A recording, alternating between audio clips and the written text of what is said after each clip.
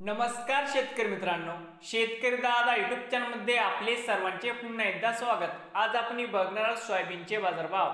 लातूर जिल्ह्यातील आजचे सोयाबीनचे बाजारभाव म्हणजे दिनांक 3 एप्रिल 2024। तर मित्रांनो, लातूर जिल्ह्यातील जळकोट या बाजार समितीचे आजचे सोयाबीन बाजारभाव। सर्व शेतकऱ्यांनी हा व्हिडिओ संपूर्णपणे बघा, कुठेही स्किप करता। बाजार समिती जळकोट या ठिकाणी आज आवक 194 क्विंटल।